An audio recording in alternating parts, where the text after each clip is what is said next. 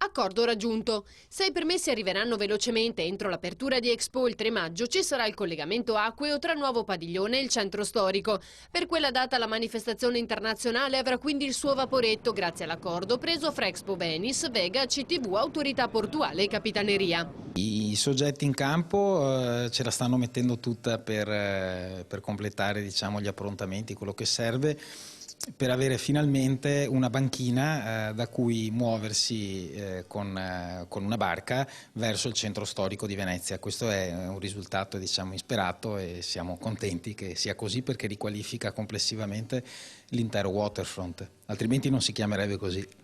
Il vaporetto in partenza dal Vega dovrebbe passare sotto il ponte di Via Righi, poi il Canal Salso, Punta San Giuliano e infine raggiungere Venezia. Un collegamento che dovrebbe restare oltre i 6 mesi di durata di Expo, anche perché a conclusione dell'esposizione internazionale Nuovo Padiglione, una struttura di 10.000 metri quadri coperti e 20.000 scoperti, è destinato a divenire importante punto di aggregazione ospitando convegni, manifestazioni e concerti. È funzionale a tutti questi flussi che si stima arriveranno nel nuovo padiglione che sta per essere completato per il palinsesto acque che Expo Venice sta sviluppando. Si parla di numeri intorno dei 4-5 mila nei momenti di picco durante i weekend. Queste sono, diciamo, le stime che ci sono al momento.